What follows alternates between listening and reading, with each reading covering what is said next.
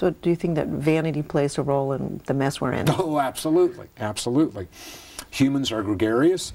They like to identify with the social group that they want to be identified with, and so they do what that group does. And so if that group has lots of square footage, then that's what they do. And if they have a St. Augustine grass, then that's what they do.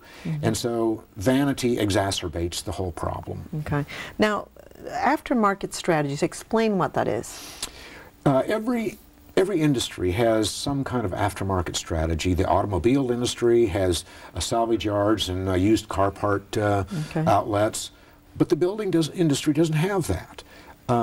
Instead, what we do is throw away and buy new, and we bulldoze houses rather than deconstruct them and reclaim the materials. And that's the way we're put together as a culture, and we need to change that. How can we change that, though? Well, we can encourage recycling among all the builders and contractors, and we can try to gentrify icky and legitimize trash. And restaurants are doing it, and most of the houses these days are bland and dull indeed. They're all geometric.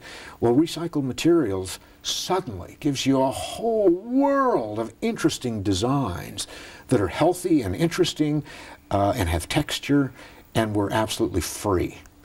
What have you learned from the people that you've taught? I mean, people would think icky when it's recycled materials, but you can actually be more creative. I've noticed that you can actually be more creative when you're using that so-called icky material.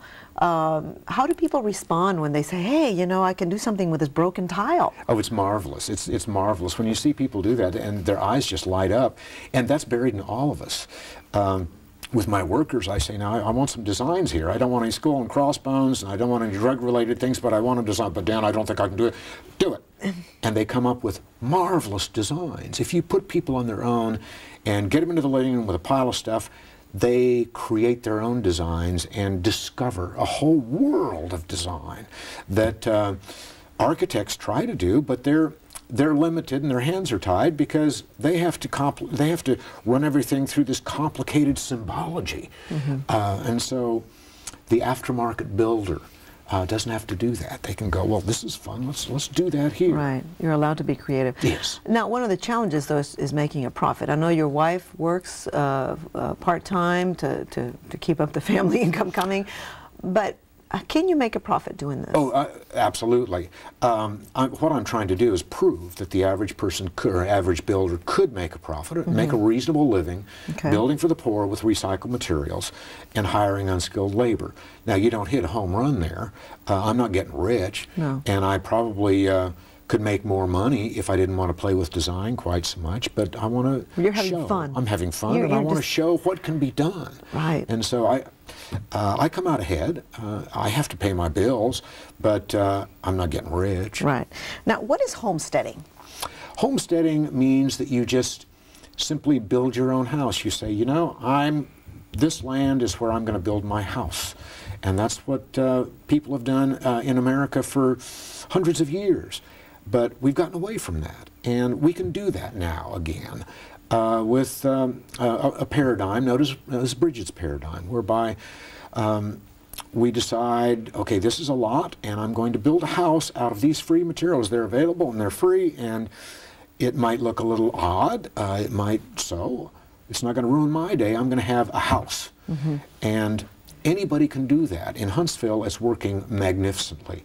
And I want that idea to spread all over the country, because every town has a crushing need for affordable housing. So there's such thing as urban homesteading?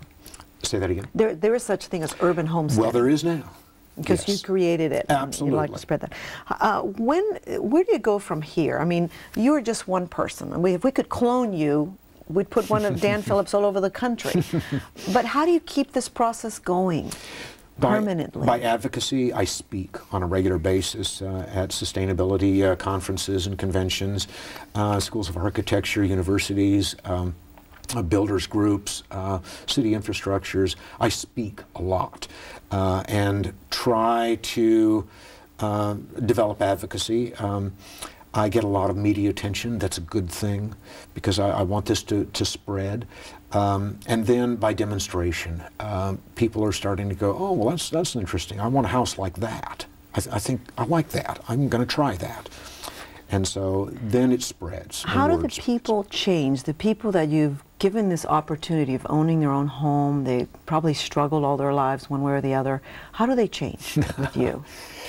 For every change in the exterior landscape, there is a concomitant change in the interior landscape. One of these homesteaders wouldn't even look at me when this person talked.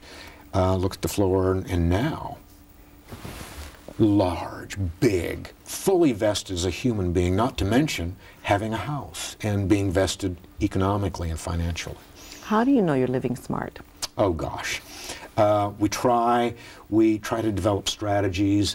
I know that I'm living smart when I save that pile of wine corks, when I save that pile of trash that otherwise would go to the landfill. I save the tile, and I know I'm living smart when I show what you could do with chicken eggs or hickory nuts or shards of glass.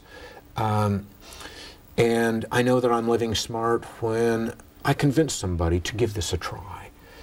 And it happens. It doesn't happen all the time, but sometimes it does. And then, gosh, lucky me, I've done it. And I know I'm living smart when occasionally I get access to the control room and I can mess with the dials a little bit. Well, thank you so much. It's great to have you here. We really appreciate it. Thank you for the work that you're doing. Thank you. And you can learn more about Dan Phillips by going to our website, houstonpbs.org/livingsmart. There you'll also find a complete resource list, and feel free to share your own views on building with recycled materials.